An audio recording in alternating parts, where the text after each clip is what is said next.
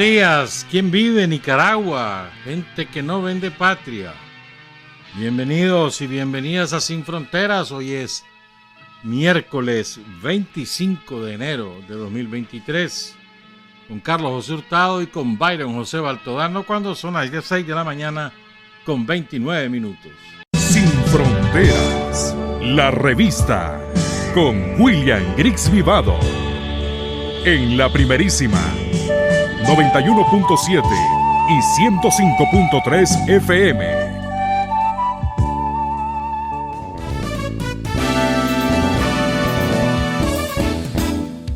Sin fronteras para decir la verdad. Sin fronteras, trabajar, avanzar, combatir, vencer. Sin fronteras.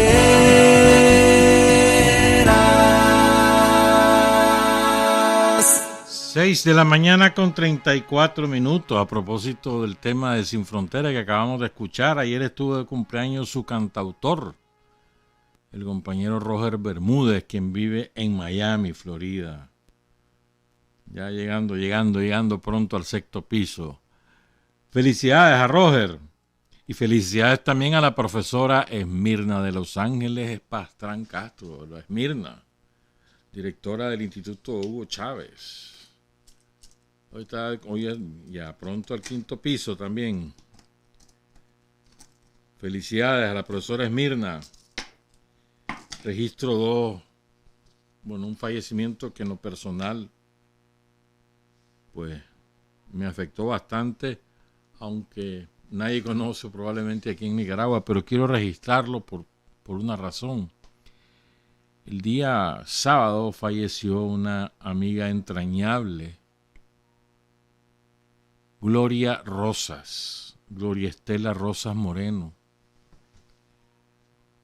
panameña, murió casi a los 80 años, pero una mujer que nos dio la mano a los sandinistas en los años duros de la dictadura somocista, acogiéndonos en su casa,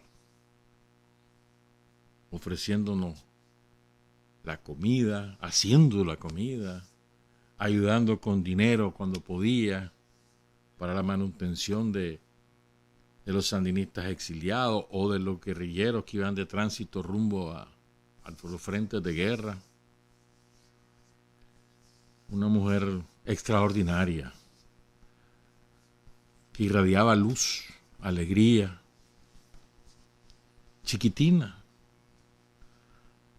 pero de un humor exquisito, siempre optimista, siempre luchadora, que supo criar a sus hijos, los convirtió en gente de éxito, en el buen sentido de la palabra, gente honrada, trabajadora, consecuente.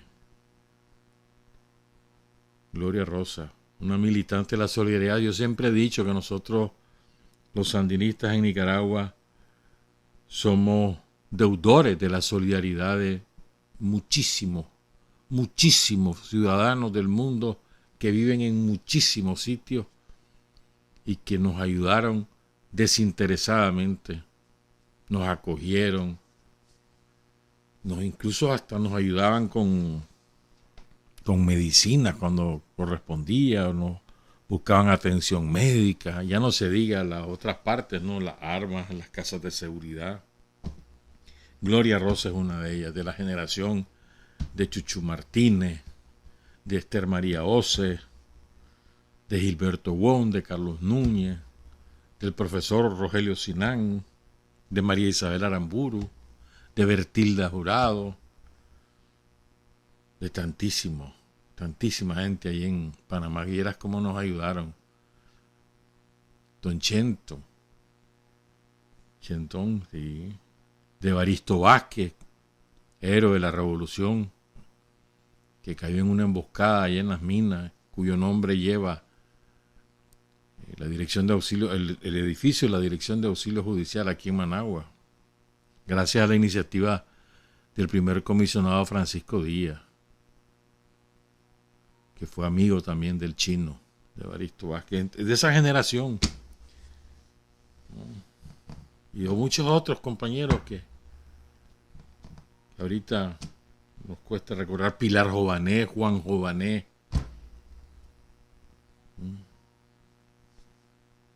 Sí que son tanta gente. Bueno, Gloria es parte de esa generación y ofrecemos condolencias a todos los hijos, ¿no? Yo creo que es difícil olvidar a una mujer de la calidad de ser humano como Gloria Rosa, que en paz descanse. Y ayer también, antier falleció el ingeniero Álvaro Colón, que fue presidente de Guatemala. Fíjense, miren cómo es la vida, ¿no? Yo creo que ayer Rosario lo definió muy bien, una buena persona, pero fíjense, o sea, los yanquis no perdonan, nunca perdonan a quien osa desafiarlo, aunque sea así el desafío. Álvaro Colón era un empresario textil, creo que fue el primer presidente de la Cámara de las Zonas Francas, ahí, de las textileras, ahí en Guatemala. Y luego lo pusieron a cargo, ya con los acuerdos de paz entre la guerrilla y el Estado guatemalteco, lo pusieron a cargo de algo que se llamó el Fondo Nacional para la Paz. ¿No? Eso, fíjate que estuvo a cargo de eso desde su fundación y entre gobierno. Y desde ahí es que él gana la popularidad en el pueblo guatemalteco por su labor, sobre todo ayudando a tantísimos indígenas que habían sido cruelmente reprimidos por la dictadura guatemalteca. Hay que verla. Ya voy a contar algo más, pero las dictaduras de Guatemala y Honduras en los años 80 fueron espantosas, y la de Honduras también, que es otro proceso que hemos olvidado y que no debería ser así, pero bueno. Entonces este hombre se ganó fama de buena gente. Y fíjense cómo es, que quien lo postula por primera vez a la presidencia es la URNG, o sea, la guerrilla desmovilizada. Lo postuló en el 97, si mal no recuerdo. No logró el tercer lugar. Su fuerza era grande. Logró el tercer lugar. Ya después de eso fundó el Partido Unidad Nacional de la Esperanza, la UNE. Compite en las siguientes elecciones, quedó en segundo lugar. Ahí, si mal no recuerdo, lo derrotó Portillo. No, en la primera elección lo derrota Portillo y en la segunda que fue el presidente, y después lo acusaron de muchas cosas, era evangélico. Y quedó en segundo lugar Oscar Berger, que en la siguiente elección Álvaro Colón pasa a la segunda vuelta, queda en segundo lugar y gana Oscar Berger, otro que está preso. Y en la tercera ya ganó Colón, ya con Daniel aquí en la presidencia. ¿Y qué ocurrió? Durante su gobierno fortaleció los programas sociales. Y además denunció la penetración de los carteles del narcotráfico de México, aquel famoso cartel Z, ¿te acordás? Y eso, las dos cosas le costaron. Los yanquis no perdonan. Lo acusaron de corrupción, lo metieron preso. Ahí estaba, de hecho, él muere con casa por cárcel. Tenía cáncer de colon. Nunca se le probó nada. Había múltiples acusaciones, ¿verdad? Pero es que no perdonan. Esa alianza con la guerrilla no se la perdonaron nunca. Y menos que se pusiera a repartir tierras en cuando su gobierno y demás. Jamás se la perdonaron. Ni los yanquis ni la rancia aristocracia oligarca de Guatemala, que es de lo más racista. Es igualito al fenómeno del Perú, así de racista es. Que en paz descanse Álvaro Colón. una buena persona. Y es que yo les mencionaba, ya vamos a hablar de la CELAC y otras cositas por ahí. Yo les mencionaba lo cruel, lo extraordinariamente cruel, o sea, lo extremadamente cruel de las guerras de los ejércitos de Estados Unidos en Guatemala y en El Salvador y en Honduras contra los pueblos. Fue de unas cosas espantosas. En Guatemala los caiviles, por ejemplo, ¿no? Por ejemplo, que son más de 200,000 muertos de la guerra del ejército yanqui en Guatemala contra el pueblo guatemalteco. Y en El Salvador fue una cosa de espanto también, pero de espanto, o sea, la vivimos más de cerca. Recuerdan ustedes, en la década de los 80, nosotros una de nuestras consignas es: si Nicaragua venció, El Salvador vencerá, ¿se acuerdan? Y había mucho sentimiento de solidaridad de los nicaragüenses con El Salvador. Hubo muchos guerrilleros sandinistas que no se acostumbraba a la vida fuera de la guerrilla y se fue a pelear a El Salvador. Muchos compañeros allá murió, ¿verdad? Entonces en El Salvador, yo les quiero contar esto. Esto solo es un caso, nada más uno, que ocurrió un día como hoy, en 1982. Fíjense, el ejército salvadoreño, como todos los ejércitos, tienen distintas ramas. El cuerpo de ingenieros es uno de los cuerpos, de las ramas del ejército salvadoreño. Y también lo metieron a arrasar, a matar campesinos. Entonces llega el destacamento militar de ingenieros, llega a una zona entre San Vicente y Usulután, 2 departamentos de El Salvador, a un lugar que se llama La Pita. Oigan qué crueldad la que hicieron ahí. Solo había civiles, campesinos. Había un viejito que ya no se podía mover, estaba en cama. Le decían Choncito, porque él se llamaba Concepción. Luego estaba una señora, su esposa, Hermenegilda Ayala. Estaban sus 3 hijas, y estaban 3 hipotes, nietos. Ya llevo 8. Luego estaba otra señora cuyo nombre es Niña Tránsito de Rivera. La conocían como la Tancho, ¿verdad? Y estaba una señora ya mayor con sus 4 nietos. Ahora fíjense lo que hicieron. En total mataron a 22. Asesinados. Pero miren lo que hicieron con esta señora. Tránsito de Rivera, la Tancho. Agarraron unos bejucos y con los bejucos le amarraron a sus nietos, a sus 2 piernas y a sus 2 brazos. ¿Verdad? Los más grandecitos a sus brazos, los más pequeñitos a sus piernas. Amarrados con bejucos. ¿Y saben lo que hicieron después? La lanzaron al lecho del río Lempa. Entonces, días después llegaron compañeros, gente de otras zonas, a ver lo que había ocurrido en La Pita. Y un compañero que se llama Miguel Martínez cuenta: cuando nosotros fuimos a reconocer la zona para saber quiénes habían sido los asesinados, vimos que el cuerpo de la niña Tancho andaba flotando en un remanso del agua con los 4 niños amarrados al cuerpo. Ninguno tenía un balazo. Todos murieron ahogados. Ocurrió en el cantón Linares Cablotal, en la comunidad La Pita. Así de espantoso fue lo que ocurrió en El Salvador. Esas heridas sangran. Y no hay que olvidar, hermano, lo que nos ha pasado a los centroamericanos.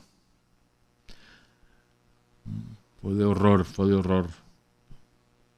En fin, para que no nos olvidemos lo que los yanquis han hecho por estas tierras. No tiene nombre, no tiene nombre. O sea, de Nicaragua hacia el norte. Nicaragua, Honduras, El Salvador, Guatemala y México son verdaderas atrocidades patrocinadas por los yanquis y sus servicios de inteligencia. Nunca se nos olvide. Son las 6:49. Ayer se armó un escándalo en Alemania, no por los tanques que le van a mandar a Ucrania, sino hay otro escándalo. Vean aquí cómo es la hipocresía de los yanquis, de los alemanes, de los europeos. ¿Verdad? Acusaron formalmente a 4 pichas, 3 varones y una mujer. Perdón, a 5, 4 varones y una mujer. Supuestamente son miembros de un movimiento de extrema derecha que se llama Ciudadanos del Reich, Reichsbürger, ¿verdad? Que no reconocen la Constitución de Alemania vigente, sino la del Segundo Reich. El tercer Reich fue el de Hitler. El de 1860 y algo allá en Alemania, cuando era imperio. Entonces, fíjense, lo echaron preso a los 3 varones el 13 de abril de 2022. A la mujer en octubre del año pasado. Desde entonces están presos, pero hasta ayer los acusaron. ¿De qué los acusan? De intentar un golpe de Estado y de traición a la patria. De eso los acusan. No llevaron a efecto sus planes, preparaban esos planes y le llaman golpe de Estado porque iban a organizar ahí escuadrones y demás, a hacer atentados terroristas para provocar un alzamiento y derrocar al gobierno, según sus planes, según lo que dice la Fiscalía de Alemania. O sea, los acusan de planificar, no de ejecutar, de planificar un golpe de Estado y los acusan de traición a la patria. Aquí nosotros tenemos procesados, enjuiciados y condenados a un montón de delincuentes que no es que planificaron, ejecutaron un intento de golpe de Estado. Son responsables de la muerte de más de 250 nicaragüenses, incluyendo 23 oficiales de la policía. En Alemania no mataron a nadie. No destruyeron ni un solo edificio, ni quemaron ambulancias, ni quemaron instituciones públicas. No. Ni obligaron, ni violaron a las mujeres en algunos tranques. No paralizaron a Alemania. No, nada. Pero están acusados de intento de golpe de Estado y traición a la patria. Muy probablemente serán condenados a cadena perpetua. Entonces, ¿qué? ¿Vamos a reclamar que esos son presos políticos en Alemania?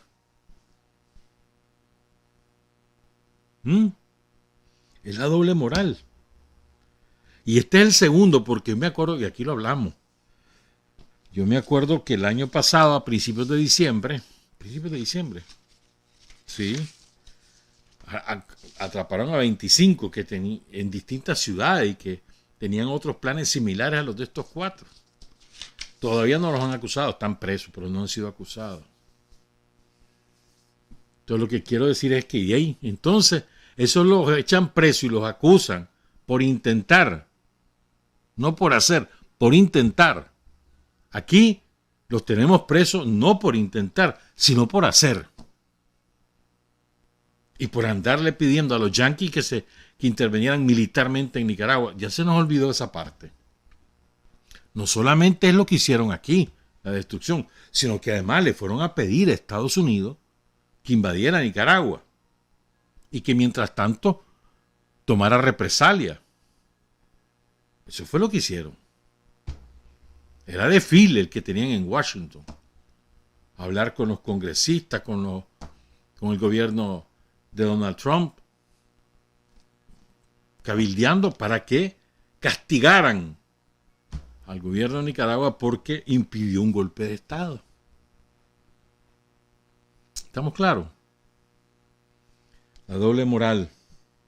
Y a propósito de eso, fíjate, Ayer pues fue la cumbre de la CELAC. No fue muy nutrida. En jefe de Estado creo que fueron 12 o 14 los que al final llegaron.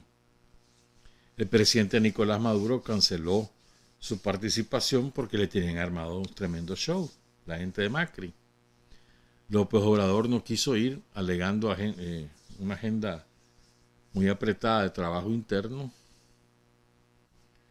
Y bueno, del Perú no iba a llegar, obviamente, ¿verdad? Tampoco llegó el de Ecuador, Lazo. No llegó Yamatei, creo, tampoco, el de Guatemala. Tampoco llegó Bukele, mandó a su vicepresidente. Tampoco llegó el de Costa Rica, mandó a vicepresidente. En fin. Para mí fue desteñida esa cumbre, desteñida, deslucida. Fue más o menos una reunión de presidentes para recibir a Lula, que fue la estrella, pues. Y tiene sentido, pues. Después de lo que le pasó a Lula, tiene sentido de que se le haga se le rinda tributo, pues, porque logró la victoria, desplazó a la extrema derecha del poder. Hay que ver ahora qué hace en el gobierno, pero y además acaba de sufrir una intentona golpista también. Tiene sentido.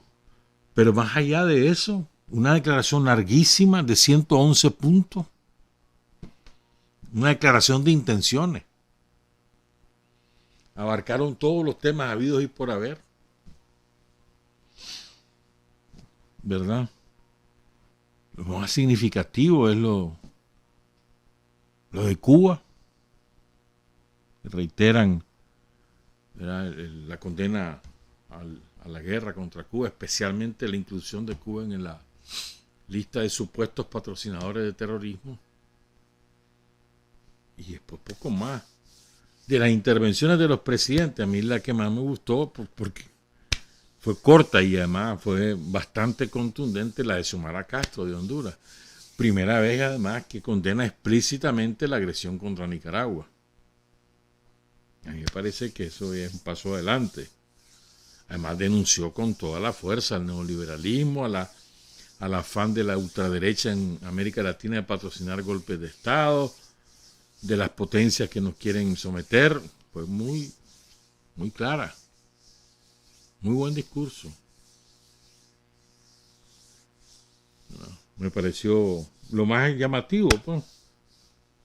Fíjate que de Puerto Rico, mencionan a Puerto Rico, pero como no hay consenso, entonces, porque hay unos países que son colonias de Estados Unidos, entonces no quieren proclamar la defensa de la independencia de Puerto Rico, ¿no? Sino que se remiten a las resoluciones de Naciones Unidas sobre la descolonización y esas cosas, pues, pero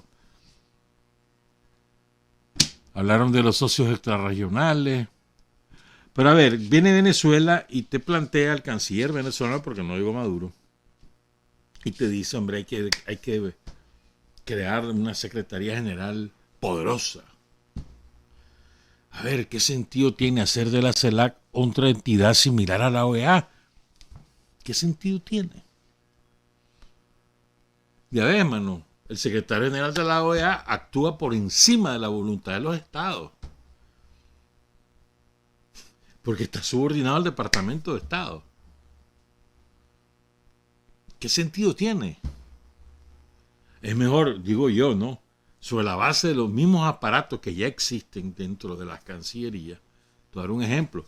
Hagamos un grupo de trabajo de defensa de la democracia que esté atento a cualquier intentona golpista o de lawfare en América Latina y Caribeña. Es decir, donde un gobierno denuncie, mira, me quieren dar un golpe de Estado, mira, hay o un dirigente político diga, me están persiguiendo, me están creando un ambiente para que me persigan y me metan preso solo porque hice determinadas políticas, que lo denuncie. Entonces que haya un grupo de trabajo que esté atento a eso y que tome medidas y que además sea lo suficientemente autónomo como para proponer a los presidentes medidas, pero un comité permanente, por ejemplo, o otra cosa, una tarea, que además eso no necesita un secretario general, que ahora tenés internet con los Zoom, con los no sé qué, con no sé cuándo, y te comunica rápido.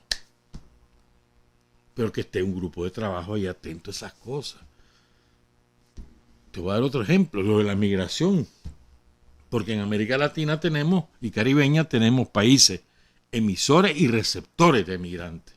Nosotros somos emisores de migrantes, netos. Pero también tenemos migrantes aquí, que salvadoreños, que hondureños.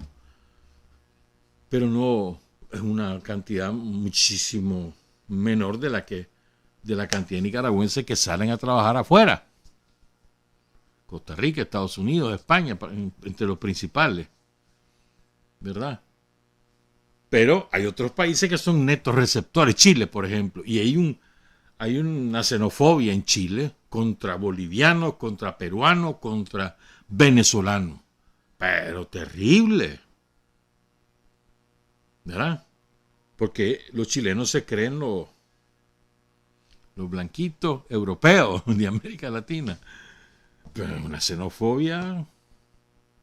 En Argentina hay país receptor de decenas de miles de bolivianos, de paraguayos. Pero bolivianos hay decenas de miles. La mayor comunidad boliviana fuera de Bolivia está en Argentina.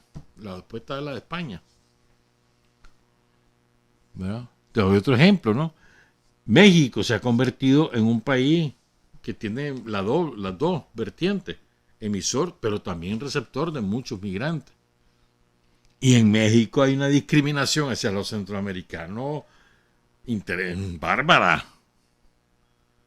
Ya cuando ustedes saben que esos centroamericanos te quedan viendo así por encima del hombro, los mexicanos. No me vengan con cuentos. ¿Verdad? Es decir, tenemos un problema y no se quiere atender. Entonces, eso vos podés perfectamente nombrar. Mira, un equipo. México, Chile, Brasil, qué sé yo, y los emisores, Nicaragua, El Salvador, ya está un equipo de 6, 7 países de sus cancillerías y que atiendan ese problema, que propongan medidas.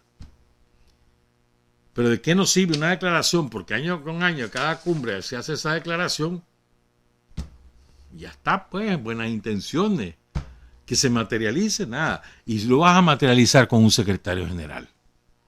No, hombre, eso no sirve para nada. Equipos de trabajo. Y además que así van cambiando según las coyunturas, ¿no? Digo yo, es mi opinión. ¿Verdad? Sí, por lo menos ratificaron que la declaración de La Habana, creo que la declaración de La Habana, ¿cuándo fue? En el 2014, por ahí. Donde se ratificó que América Latina y Caribeña es una zona de paz y sin armas nucleares. Eso es muy importante. Nadie mencionó ahí que lo debieron haber hecho. ¿No? Te aseguro que hubo resistencia. Como las cosas se hacen por consenso, entonces habrá habido resistencia. Pero ¿cómo es posible que nadie que la CELAC no se pronuncie con las declaraciones de la jefa del Comando Sur, donde habla de los recursos que son de los pueblos latinoamericanos y caribeños, como que si fueran de ellos, como que si ellos tienen derecho, son los que tienen el derecho exclusivo de usarlo y explotarlo? ¿Cómo es posible? Y que no digan nada. ¿Cómo es posible eso? Se negaron, porque repito, es por consenso, se negaron a pronunciarse sobre el Perú,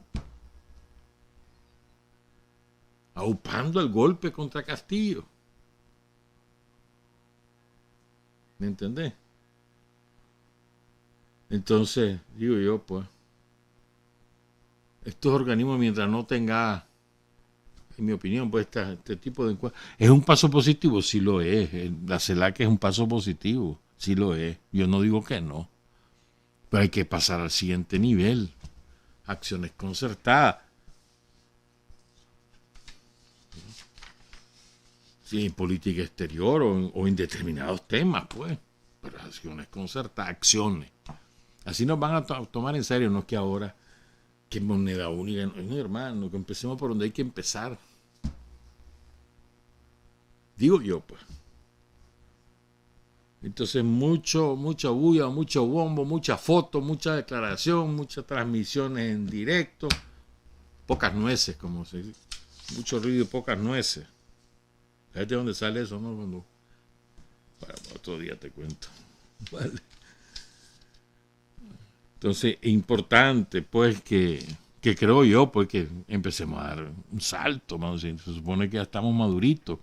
Pero ahí es donde se nota la mano pachona. ¿A quién no le interesa que América Latina tenga acciones conjuntas como lo hace la Unión Africana? Pues a mí no me gusta que nos comparen con Europa, porque no tenemos nada que ver con los europeos. Pero con los africanos sí. O sea, ¿por qué no? Como hacen los africanos que van tomando acciones conjuntas, concretas. Así deberíamos ser. O sea, dar el siguiente paso sin necesidad de crear aparatos. ¿Para qué querés crear aparatos? Que se fue la misma propuesta que aquí hizo Argentina, creo, hace como 4 o 6 meses. Ahora la hace Venezuela y no le dio sentido a eso. Ya te imaginas un secretario general con asesores, con esto, con lo otro. ¿Quién va a pagar eso? La sede y después se creen los mandamases de los países y andan con afán de dictar cosas. No, hombre. Esa es mi opinión, ¿verdad? Bueno, vamos a la pausa, pues son las 7:04. Hay hombres que luchan un día y son buenos. Hay hombres que luchan un año y son mejores. Pero hay hombres que luchan toda la vida. Esos son los imprescindibles. 7:08 a.m. Qué postales las que nos ha dejado el ingreso, la apertura del año escolar el lunes pasado. Qué cosas más bonitas las que se han visto, ¿verdad? Por ejemplo, el chavalero que va remando en sus lanchitas, en sus pipantes, más bien es eso, ahí en el lago Cocibol, que es en la isleta, y van a donde la isleta donde está la escuela. Pero son los cipotes los que van, no que llevan a alguien que les va remando, no van ellos. Por ejemplo, ¿no? O el chavalo que publicamos ahí en la página de Facebook de la radio, ahí en Río San Juan, en el Castillo. Cipote, él va a su clase, mano, va a trabajar después de clase, entonces él llega con sus botas, que uniforme ni que 8 cuartos. ¿Y quién le dijo nada? Pase adelante, mi muchachito, venga a su clase. O la merienda escolar, el primer día todos los cipotes comiendo. Yo creo que fue lo primero que hicieron después de la inauguración, del acto, el himno, pum, a comer. Genial. Pero además, buen bojo. ¿Viste los bojos que les podían a los chavalos? O sea, yo creo que es que no calibramos la importancia que eso tiene, la importancia de la merienda escolar. Es un factor de nutrición, de salud física, salud emocional. El niño se siente valorado, está comiendo, tiene energía para el estudio, para rendir mejor. O sea, el programa de la merienda escolar, yo no sé si es el más importante, pero es uno de los más importantes en la educación. Y además en el que participan padres y madres, los maestros, las maestras, ¿verdad? Tanto en la recepción de los granos, el cuido, después la preparación de los alimentos, donde deben participar padres y madres. Gente que lleva las mejoras, que se llama, que huevo o que pollito, las mejoras, como se hacían, me acuerdo. Si te decían cuando ibas a cortar café, lo básico era arroz y frijoles y tortillas, y el café, lo básico. Había mejor a veces que un huevito, que un pedacito de pollo o de un bistec. La mejora de la demás, bueno, así igual. Pero es de una importancia suprema. Además, el principal factor de retención escolar es la merienda escolar. Sobre todo en los sectores menos favorecidos, pues. Los rurales y los urbanos también. O sea, el chavalo se siente estimulado, y los padres y las madres también se sienten estimulados a enviar a sus hijos y el chavalo a concurrir a la escuela porque va también por el merol, por la comida. O sea, El papá y la mamá no se tienen que preocupar tampoco en la madrugada, sobre todo la mamá, ¿verdad? Los papás, quién sabe, a preparar el desayuno para el chaval, no, porque sabe que va a comer en la escuela. El uniforme no hay problema, si no tenés, no hay problema, puedes mandar al chaval sin uniforme. Y si no, ahí te lo van a dar. Que las mochilas no estuvieran ya repartiendo las mochilas. O sea, estimulás a que vayan a clase. Tenemos que avanzar en la calidad, eso es una tarea pendiente, está claro. Sobre todo que ha cambiado tanto la manera de enseñar, el acceso a las nuevas tecnologías, y eso te trastoca cualquier programa educativo, ¿no? Pero es una maravilla, sí. Esas postales, ahorita allí tenemos una de, a ver, la gente, es que es una maravilla, y ven una carreta de caballo, ¿ya vieron esa foto? Lleva eso, el Papa va manejando su carreta y el chavalero ahí en la carreta. Todos bien vestidos, con su uniforme, recién bañados, van rumbo a la escuela. O sea, las ganas de superarse, ¿no? ¿Vos crees que eso es universal? Es decir, que en todos los países ocurre eso. Estás loco. No, hombre. Ahí, aquí en América Latina, no, me voy a preferir no mencionar países, pero aquí en América Latina hay montones de países donde no pasa eso.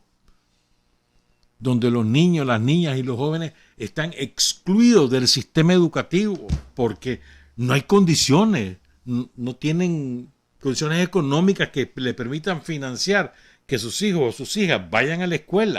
No hay. Menos aún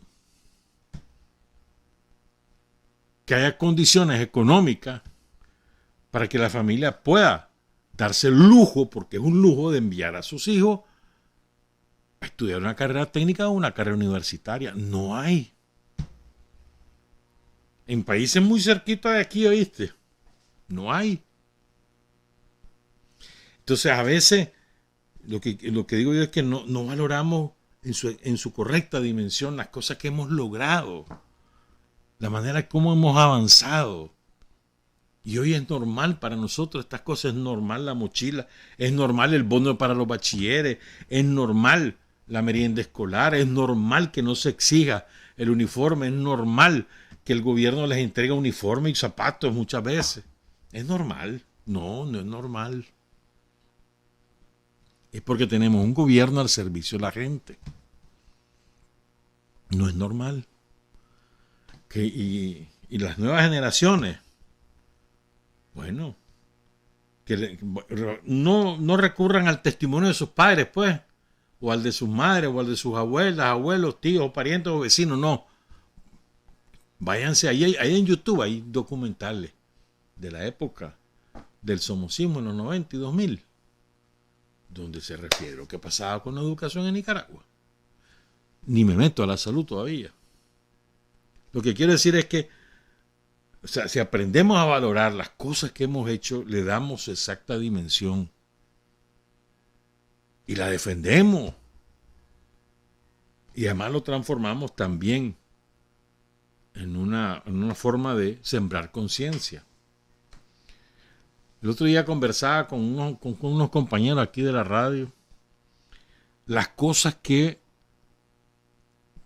a ver, te lo voy a poner de otra manera, el avance que ha habido en la atención a los asegurados de parte del Instituto Nicaragüense de Seguridad Social, los nuevos programas que hay en el INSS, eso es una cosa extraordinaria.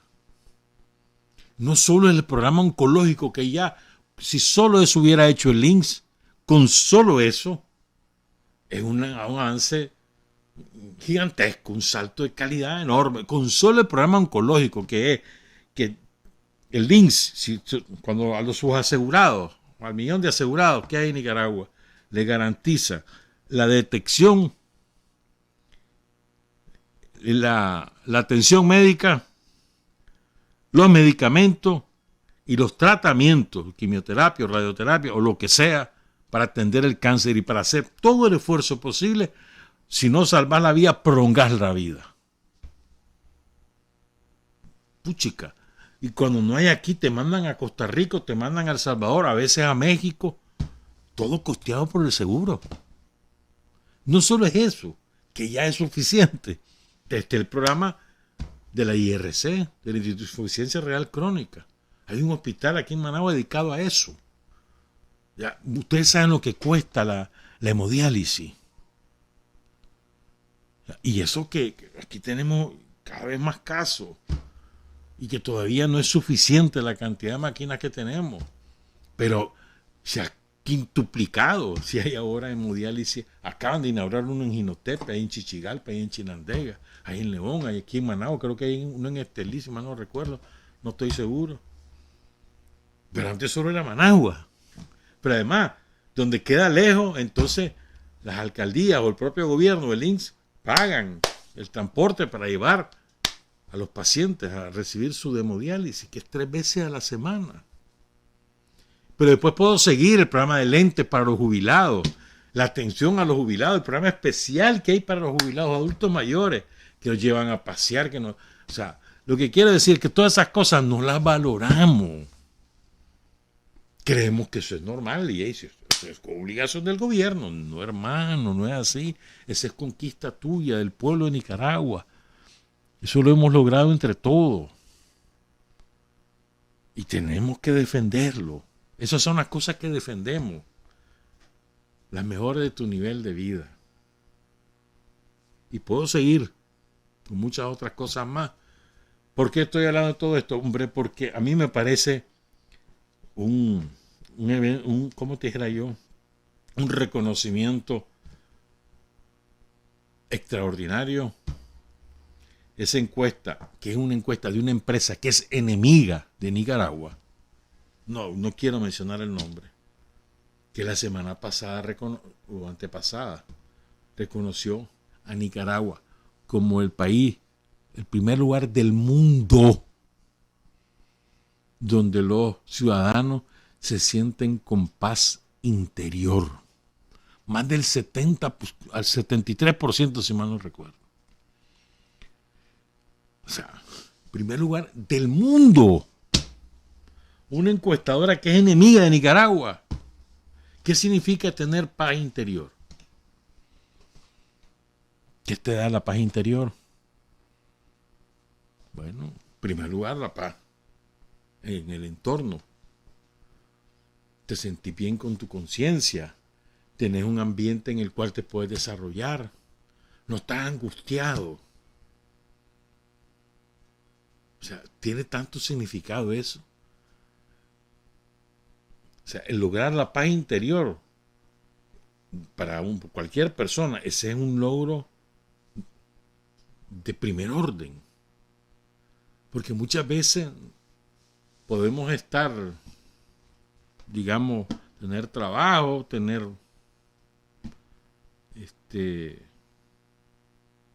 vivienda, condiciones mínimas, pero no estamos con paz interior por distintas razones, por conflictos familiares, por frustraciones profesionales,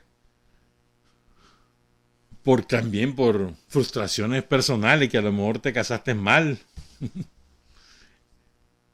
Quisiera estar casado con otras personas, ¿verdad? Por distintas razones uno puede estar sin paz interior. Pero el principal factor es en tu entorno. Si vos tenés un entorno favorable, eso te permite desarrollar tu paz interior. Y que una empresa encuestadora que no nos quiere, porque suele, digamos, acomodar los datos que encuentra según la conveniencia de quien les paga, generalmente les pagan empresas vinculadas a los yanquis, pero que esa empresa diga, hombre, los nicaragüenses son primer lugar en el mundo que se sienten en paz, con paz interior. Chica. Y ahí le ganamos a países que se supone que son desarrollados, que son ejemplos de democracia, ¿no? Como esos de ahí del norte de Europa, o aquí del norte de América, que va a ser, hermano? Nos sentimos más a gusto con nosotros mismos aquí. El a gusto con uno mismo no solamente es con lo que uno hace, sino en el entorno en que uno vive. Fíjate que hay otra cosa que nosotros creo que tampoco ubicamos en su exacta dimensión. La oportunidad que tienen hoy en día los jóvenes de estudiar una carrera técnica o una carrera profesional gratuita, diversa, aquí hay de todo, hermano, hay una oferta de carrera y de estudios técnicos aquí impresionante en las universidades públicas y en INATEC, en todos los centros de INATEC, que hay por donde quiera y están inaugurando a cada rato. Y además está en la oferta de las universidades privadas. Pero es que es una gama tan amplísima y gratuita. Que en otras palabras, ¿qué resultado tenés en eso? Hay menos probabilidades de que los muchachos y las muchachas se involucren en actividades delictivas de cualquier índole. Y menos aún que se engavíen y hagan bandas o pandillas como las de El Salvador, Honduras y Guatemala. Entonces, ese fenómeno aquí no lo tenés. Fíjense lo que está haciendo México para quitarle base social al narcotráfico. Es lo que aquí nosotros tenemos como natural. Entonces allá tienen un programa especial para los jóvenes que se incorporan al mercado laboral, para que estudien, para que esto, les dan becas y demás, con el propósito deliberado de restarle base social al crimen organizado. Lo tuvieron que hacer. Aquí nosotros lo tenemos como derecho desde 2007. Y cada vez un derecho que se amplía más y más y más y más. Y eso, o sea, es una maravilla que hemos hecho entre todos, pero que como la vivimos cotidianamente no la valoramos en su exacta dimensión. Ayer platicaba con una amiga sobre esto, que anduvo por un país por aquí cerca. Y dice que estaba apurada por regresarse, porque no hay como Nicaragua.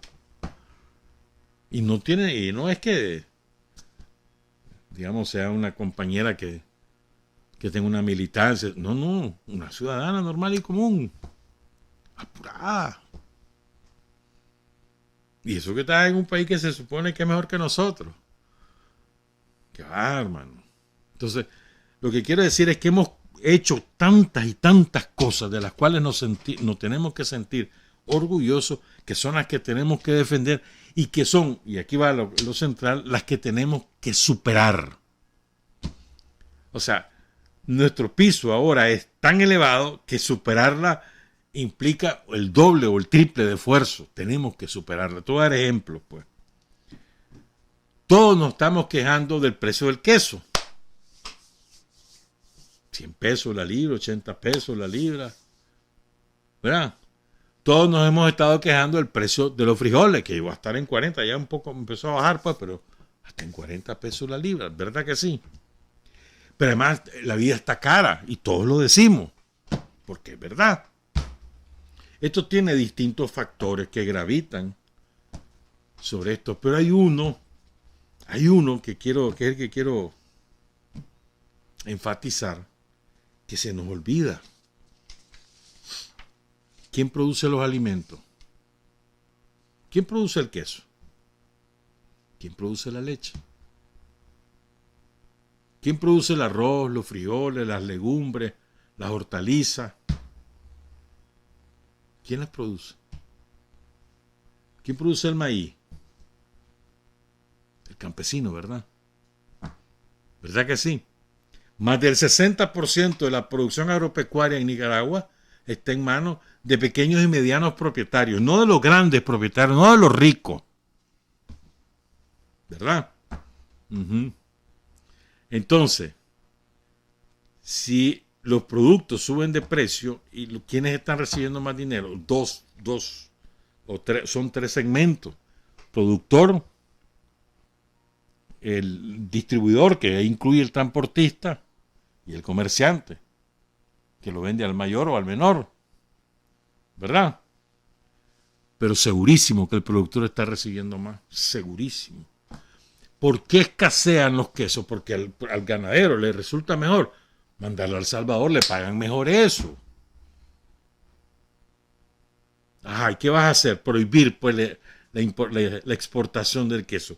Pero si le va mejor al quesero, lo que tenemos que hacer es buscar cómo subir nuestros ingresos. Pero es que alegre que le va mejor al campesino. A ver, los campesinos cuando llegan los salvadoreños a comprar los frijoles están felices, se los pagan por adelantado y se los pagan mejor. Pues, para ellos les va mejor. A costillas de nosotros los que estamos en las ciudades que no producimos alimentos. ¿Sí me explico, no? O sea, tiene el otro factor. Hay dos caras en la moneda, el consumidor y el productor.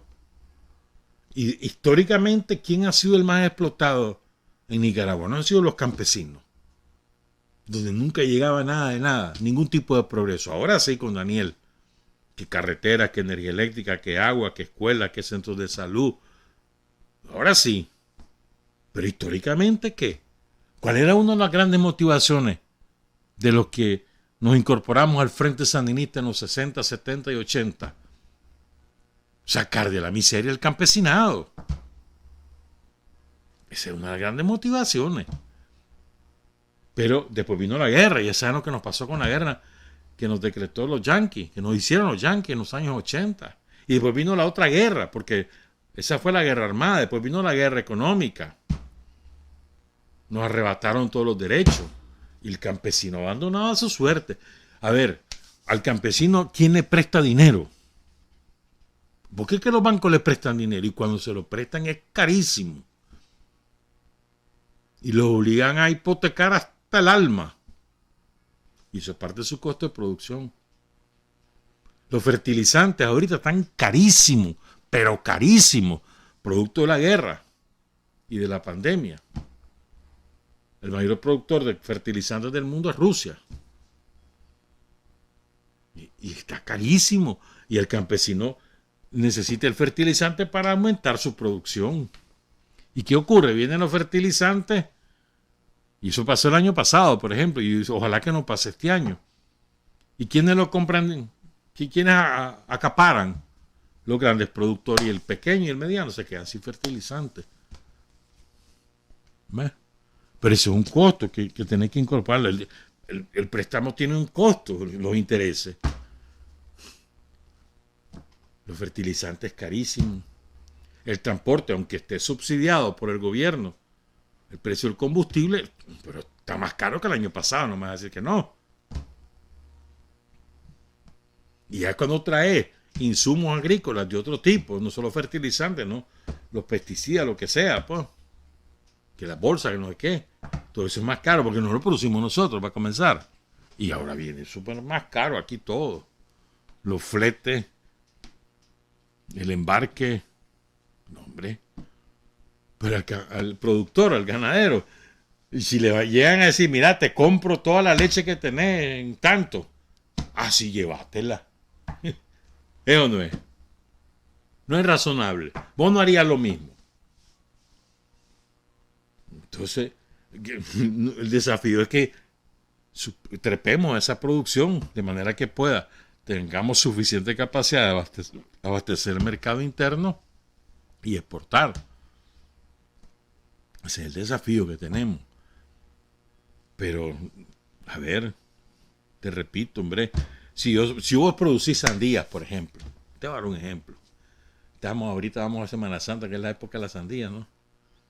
Entonces vienen aquí los ticos, pues, y te quieren comprar todo tu cargamento de sandía y te dicen, mira, ¿a cuánto me las vende? A 20 pesos, un ejemplo, ¿no? Pero no es cierto, a 50, ponerle mejor. Pues te las voy a comprar a 70 y me las vendes todas. Le vas a decir que no. Llévatelas todas, dame. Y hasta no trabajo estar vendiendo una por una. Me voy para mi casa y me voy con reales. No es lógico. Eso es lo que nos pasa aquí. Entonces, tenemos un problema de oferta suficiente para el mercado interno porque se está yendo para afuera y se está yendo para afuera. ¿A quién beneficia? Al productor, a los exportadores, porque esas son empresas aparte. Bueno, entonces yo creo, o sea, yo lo que quiero es que enfatizar que tenemos que ver el otro ángulo, no solamente el ángulo de nosotros como consumidores, de si estamos perjudicados porque el queso está a ciencia, es cierto, a todos nos gusta el queso. El mayor consumo del queso seco. Yo siempre he contado esto. Yo me acuerdo cuando chaval, el queso seco era el de los pobres. Cuando te recetaban tortilla con queso comido de preso, era la tortilla con el queso seco. Y eso era comida de pobre, botada. Y hoy en día el queso seco es el más caro. El queso mejor valorado en aquellos tiempos el queso de crema. Carísimo. Pero bueno, lo que quiero decir es eso, pues. Sí, estamos asustados, pero entonces se quejan. Es que mira que los están mandando a El Salvador. Y ahí, si le sale mejor al productor. Es como que si, por ejemplo, el zapato nica siempre ha tenido fama. Tenemos que recuperar esa fama porque aquí hay buen cuero, porque tenemos buen ganado. Y hay buenos zapateros. Ahí en Moniboy, buenos zapateros. En Estelí, buenos zapateros. Entonces, bueno. Ponerle, pues.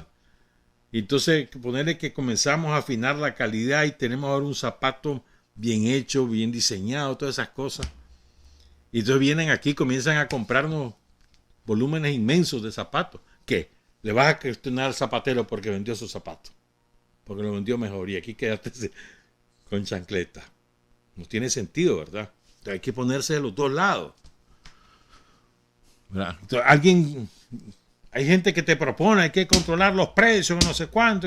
A ver, sí, ya hicimos eso alguna vez, ¿te acordás? ¿Cómo no fue? Entonces, cuidado con eso de control de precios. Aquí controlar los precios líderes.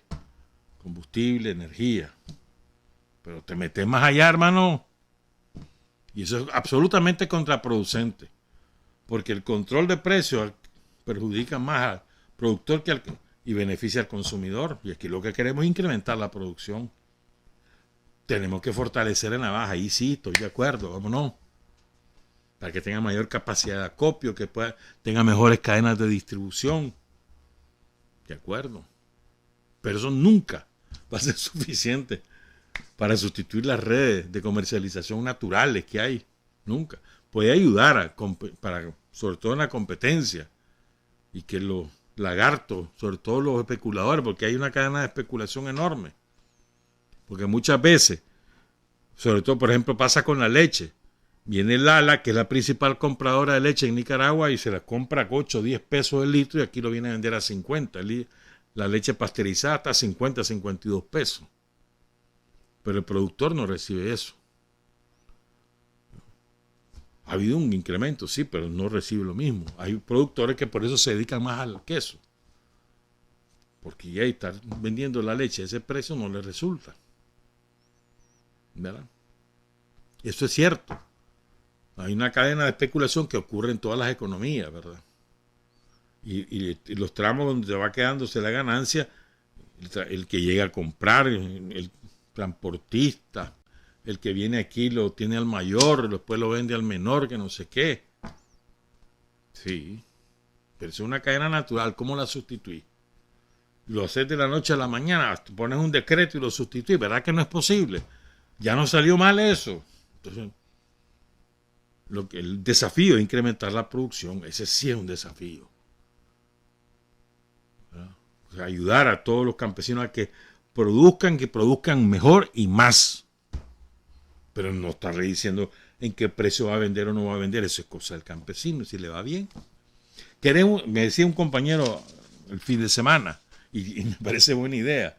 Queremos ayudar en esto, los sandinistas que queremos ayudar en esto. Va pues un compañero, que júntense 3, 4 compañeros, si tienen reales, unos centavos cada quien, entre todos, vayan y compren directamente un productor, lo traen aquí y lo venden a precios justos. Dale pues, esa sí es manera de competir.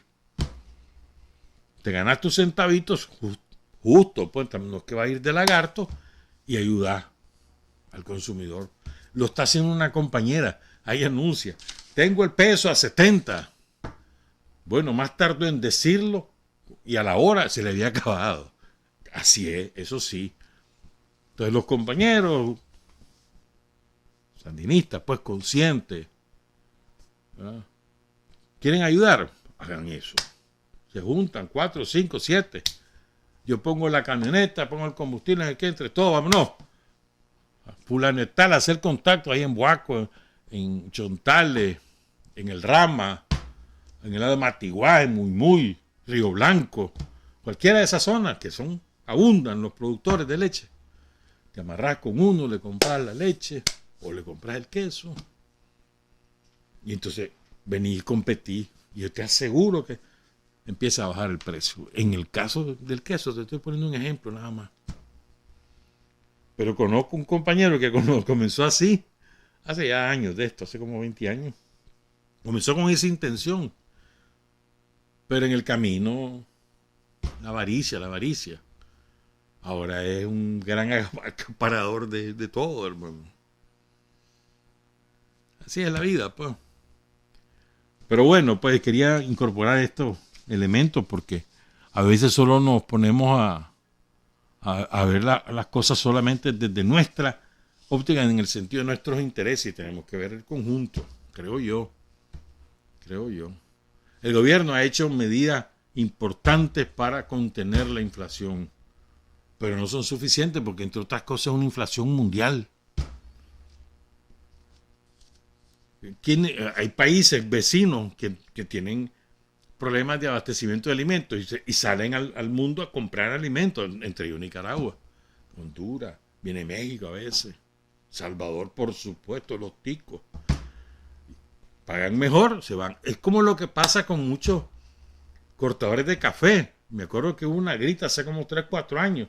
Ay, que no hay, porque todos se fueron a Costa Rica y ahí paguenle mejor.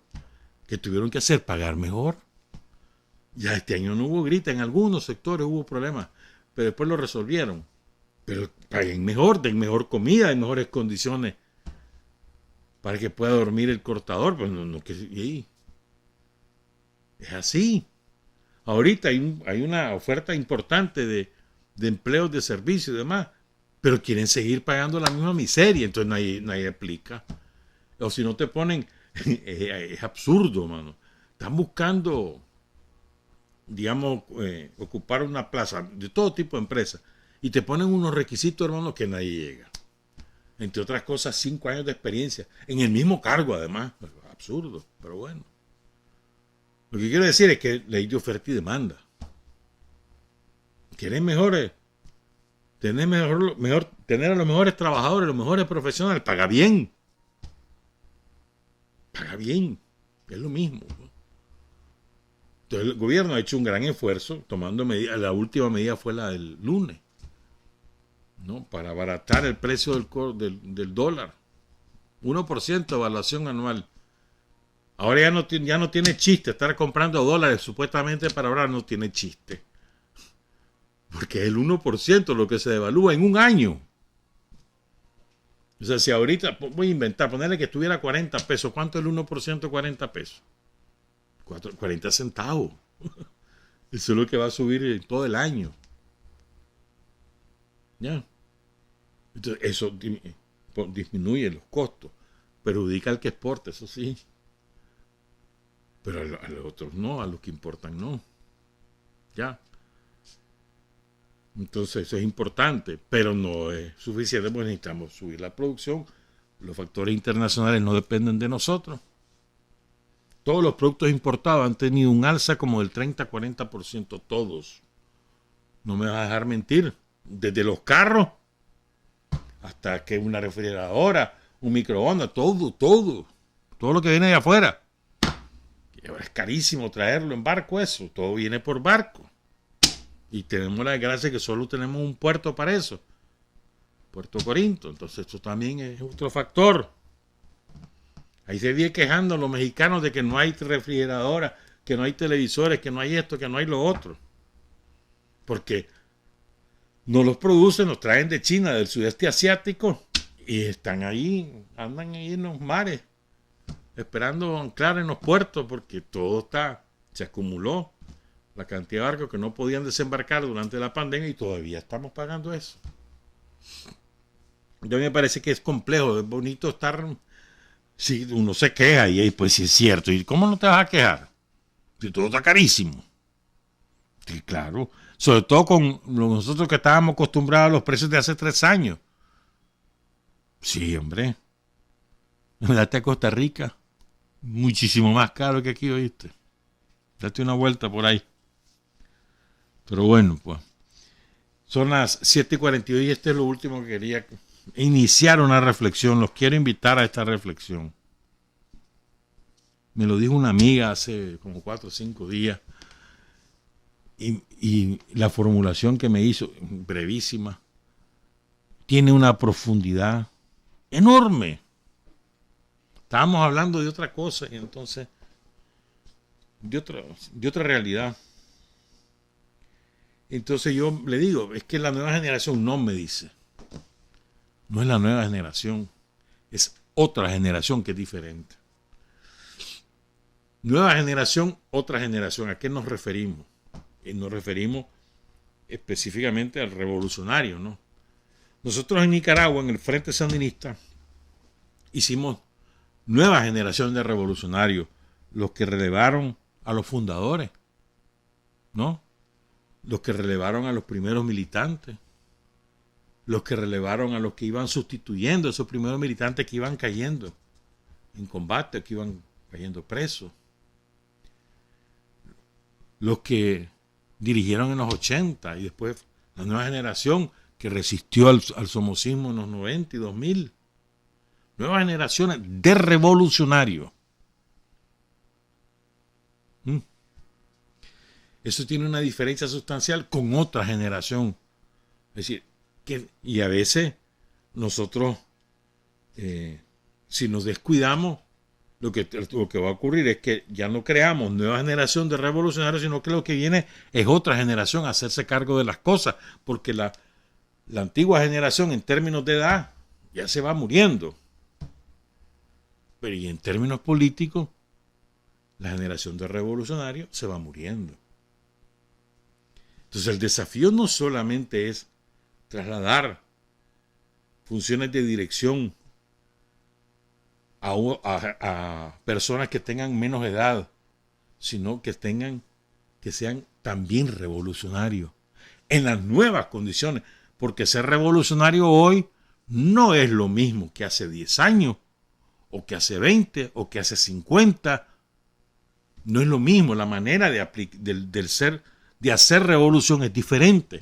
Tiene esencia que no cambia, la esencia patriótica, nacionalista, antiimperialista, comprometida con los intereses populares. Esa es la esencia del revolucionario, pero de manera de hacer realidad esas cosas es diferente hoy a la que tenía hace 10, 15, 30, 50 años. Entre otras cosas por los avances científico-técnicos de la sociedad, que hay otras maneras de ser de los seres humanos, entre otras cosas, ¿verdad? Lo que no ha cambiado para nosotros, factor externo, es la naturaleza del imperialismo, que siempre quiere oprimir, dominar y colonizar a Nicaragua. Eso no va a cambiar. Pero ¿cómo enfrentas al imperialismo? Antes lo hiciste con las armas en la mano. Hoy estás armado, pero no estás luchando no estás en lucha armada, pero estás armado. Tenés que luchar de otra manera, abatiendo la pobreza. Esa es la principal. Pero voy a recuperar la idea inicial.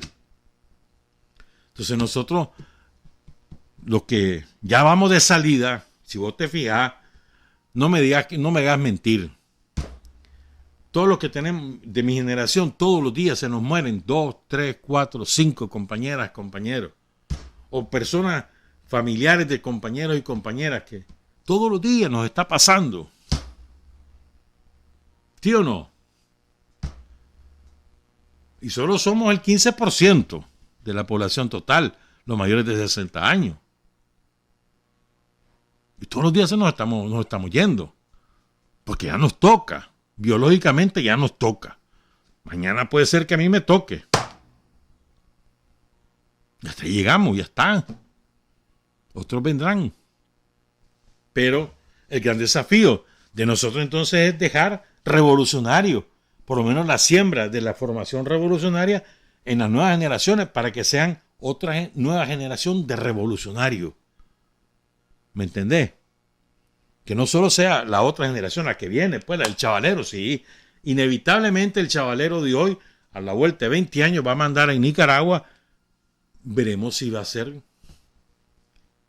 revolucionario o no. Ya veremos.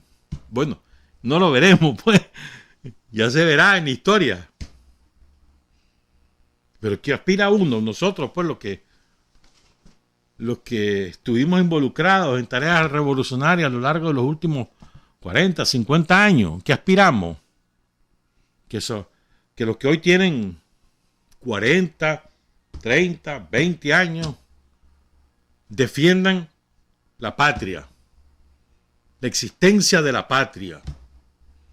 Para defender la existencia de la patria, tenés que defender al pueblo, a la mayoría del pueblo. Y para defender la patria y defender al pueblo, tenés que evitar que Nicaragua caiga en las manos de Estados Unidos, que se convierta en colonia, por lo tanto que sea antiimperialista. Esas tres cosas para mí son esenciales.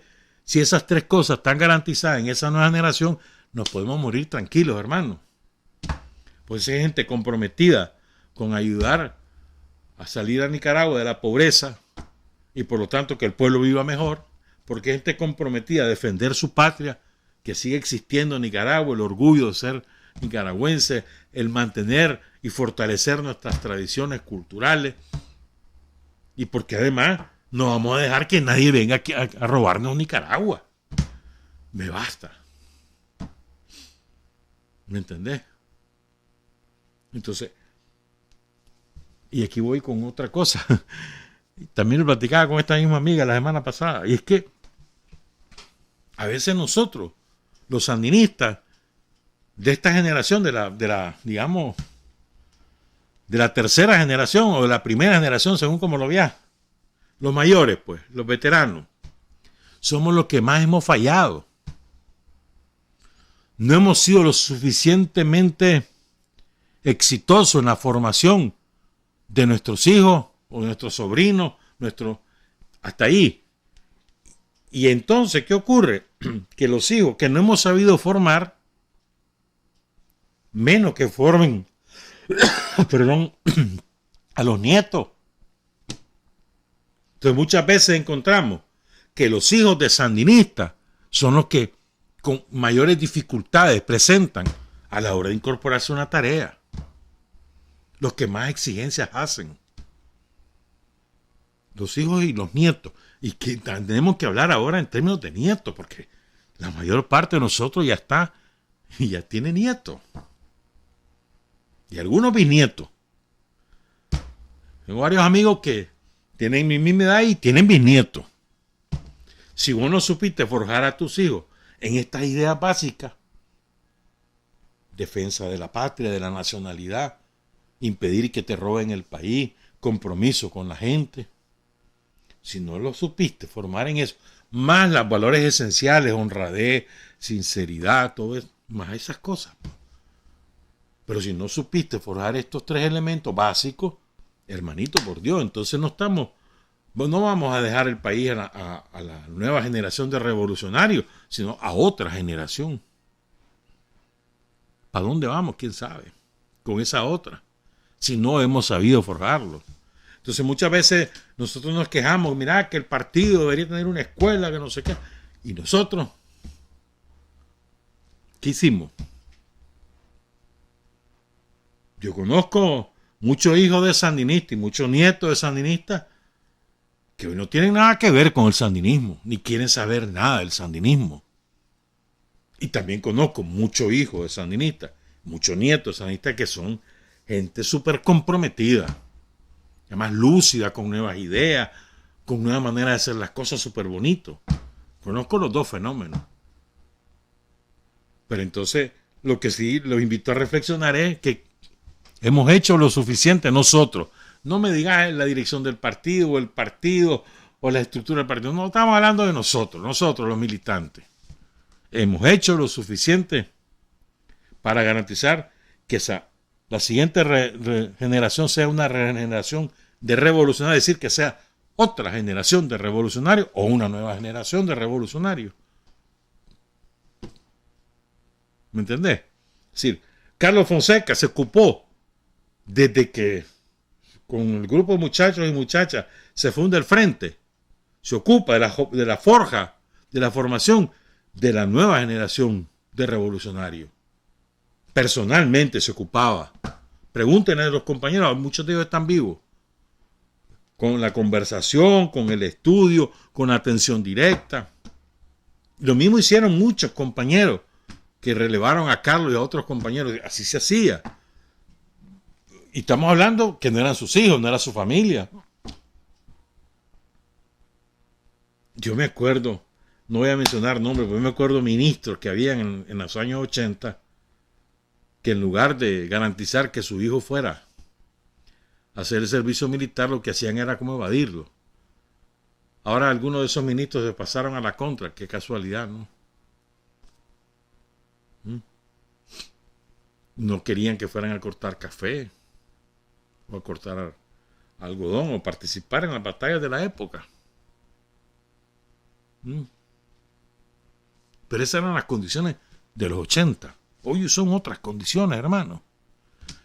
Lo que aquí tenemos que garantizar esos valores esenciales para la forja revolucionaria, más los valores humanitarios, de honradez, sinceridad, todo lo que vocación de trabajo, vocación de servicio, todas esas cosas, juntarlas, ¿verdad? Y además garantizar su forja científica, profesional, técnica. Mira, estaba leyendo un estudio que hay. Pongan cuidado. Se calcula que en un periodo entre 5 y 10 años, la mayor parte de las tareas que hoy hacen seres humanos la van a hacer con inteligencia artificial. ¿Qué significa eso? Que hay un montón de cosas que hoy las hacen trabajadores que ya no va a haber ese oficio porque lo van a hacer con inteligencia artificial. Pero significa dos cosas. Primero, que no van a tener ese pegue. Y segundo, que tenemos que aprender a hacer eso. Porque eso viene. ¿Quiénes lo van a aprender? Nosotros estamos muy viejos para esas cosas. Pero hay un montón de chavaleros que sí lo puede aprender. Que lo debe aprender. Que lo tiene que aprender. Porque si no, no hay manera que podamos seguir progresando. Pero como eso, hay un montón de cosas.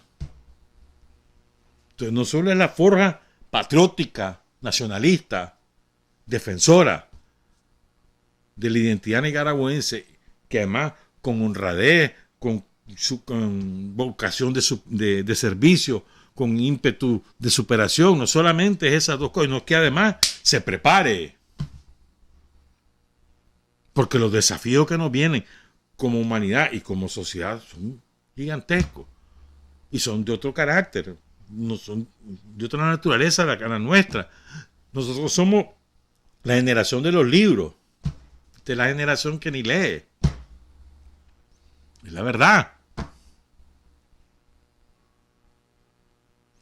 Entonces, ¿qué queremos? ¿Quién va a relevar en Nicaragua las tareas de dirección a la vuelta de 15, 20 años? Otra generación de revolucionarios, otra generación en términos etarios, es decir, de grupo de edad, o una nueva generación de revolucionarios. ¿De quién depende? De nosotros. De nosotros. Y de los que hemos logrado forjar, que ahí vienen, les corresponde a ellos. Yo te digo, a mí me basta con que la siguiente generación y la siguiente generación tengan un concepto de amor patrio y por lo tanto de amor al pueblo y por lo tanto de servicio al pueblo y por lo tanto de defensa del pueblo, de la patria, del país, del territorio. Y entonces en esa defensa se enfrentan a quien sea. Entonces me basta con eso. Para mí esa es la esencia. Que además de los otros valores, ¿no? Honestidad, vocación de servicio, espíritu de trabajo, de superación. Junté esas cosas y vamos de viaje. tenemos Nicaragua para siempre. ¿Sí me entendés, no? Entonces nos corresponde a nosotros, como generación, tenerla así, forjar la otra generación de revolucionarios. Para que no sea simplemente una nueva generación, porque una nueva generación siempre la va a haber. Siempre hay una nueva generación, siempre. Porque van los hijos, ¿no? Los nietos, los hijos, los bisnietas. Siempre hay otra generación. Perdón, una nueva generación, siempre la hay. Nos corresponde hacer, forjar la otra generación de revolucionarios. Trabajar, avanzar, combatir, vencer. Patria y libertad. Revolución es sentido del momento histórico. Es cambiar todo lo que debe ser cambiado. Es igualdad y libertad plenas. Es ser tratado y tratar a los demás como seres humanos. Es emanciparnos por nosotros mismos y con nuestros propios esfuerzos. Es desafiar poderosas fuerzas dominantes dentro y fuera del ámbito social y nacional. Es defender valores en los que se cree, al precio de cualquier sacrificio. Es modestia, desinterés, altruismo, solidaridad y heroísmo. Es no mentir jamás ni violar principios éticos. Es convicción profunda de que no existe fuerza en el mundo capaz de aplastar la fuerza de la verdad y las ideas. Revolución es unidad, es independencia, es luchar por nuestro sueño de justicia para Cuba y para el mundo, que es la base de nuestro patriotismo, nuestro socialismo y nuestro internacionalismo.